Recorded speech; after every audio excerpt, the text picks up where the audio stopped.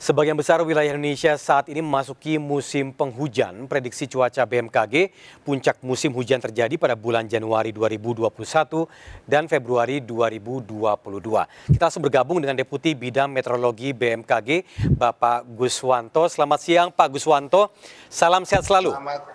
Selamat siang dan salam sehat selalu.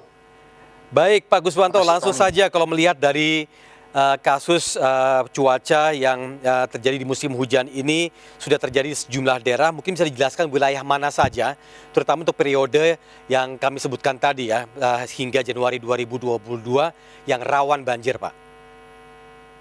Baik, kalau kita melihat lebih dekatnya lagi ya, kita lihat kan perakiraan BMKG itu bertingkat ya. Ada yang untuk rawan banjir dalam 3 hari ke depan, itu ada di Aceh, Sumatera Utara, Riau, Lampung, sebagian besar Jawa, kemudian Bali, NTB, NTT, Kalimantan Barat, Kalimantan Tengah, Kalimantan Selatan, Sulawesi Selatan, dan Sulawesi Tenggara. Kenapa saya sampaikan untuk 3 hari? Karena di dalam musim hujan itu adalah fenomena periode yang sangat panjang satu musim. Sedangkan biasanya banjir dan longsor itu sangat tergantung dari bencana hidrometeorologi akibat cuaca ekstrim yang didominasi harian atau paling tidak 3 hari ke depan. Demikian. Baik Pak Guswanto, kalau selain banjir juga ada bencana hidrometeorologi lainnya seperti angin kencang. Nah, untuk wilayah di mana saja Pak yang harus waspada potensi angin kencang? Baik, potensi untuk terjadinya angin kencang ini, angin yang kencang bagaimana? Angin yang kencang dengan definisi dia lebih dari 45 km per jam. Ini bisa untuk 3 hari ke depan bisa kita lihat terjadi di wilayah Sumatera Selatan, Jawa Barat, Jawa Timur, Kalimantan Utara, dan Kalimantan Selatan. Demikian. Baik, nah Pak Guswanto, tadi ada beberapa lokasi yang kami beritakan yaitu adanya bencana longsor. Terutama tadi diantaranya adalah Karanganyar dan Kulon Progo. Nah, wilayah dengan kondisi lahan yang rentan ini bisa potensi terjadi longsor di mana lagi Pak?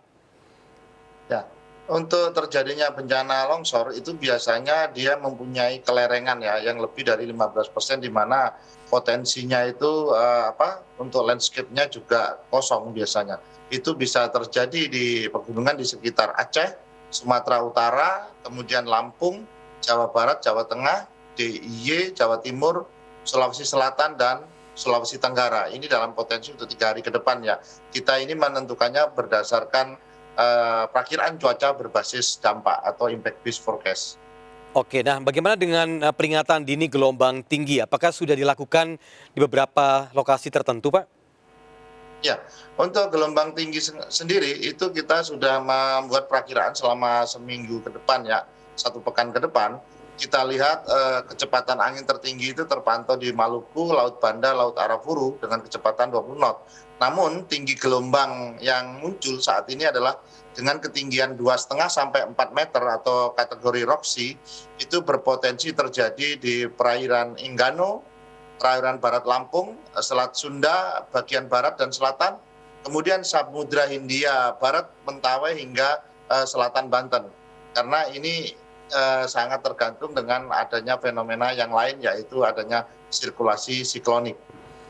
Nah, dengan fenomena yang terjadi, terutama terkait dengan bencana hidrometeorologi, Pak, apa yang harus dilakukan oleh warga, terutama untuk bisa mengantisipasi dampaknya dari bencana tersebut? Baik, Mas Tommy. Jadi kalau kita mengacu pada usaha yang disampaikan bahwa mitigasi itu adalah suatu usaha untuk mengurangi ancaman atau risiko, di mana ada 2 yang ditempuh, yaitu melalui dengan menggunakan pembangunan infrastruktur, yang kedua yaitu dengan meningkatkan awareness kepada masyarakat akan ancaman bahaya bencana hidrometeorologi. Berkaitan dengan hal tersebut, BMKG selalu menghimbau kepada masyarakat untuk tetap waspada dan tenang akan adanya bencana hidrometeorologi yang sudah kita sampaikan dalam beberapa kesempatan ya. Ini masyarakat tetap tenang. Jadi dan masyarakat diharapkan selalu mengupdate informasi perakiraan cuaca baik itu harian maupun 3 jam berasal dari kanal-kanal yang ada dari BMKG. Ada call center, ada media, ada info BMKG, dan ada juga di website. Kemudian juga masyarakat kami menghimbau, sesungguhnya usaha mitigasi yang sesungguhnya itu adalah bagaimana masyarakat mengenali lingkungan di sekitarnya dan cuaca.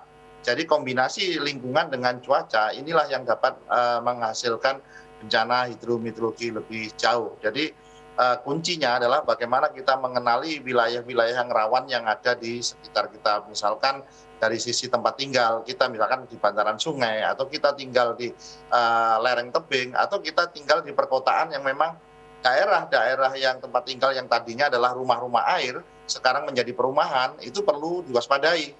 Biasanya ada hujan, resapan air kurang, dia akan mengenang. Kalau memang cukup lama, dia akan menjadi banjir.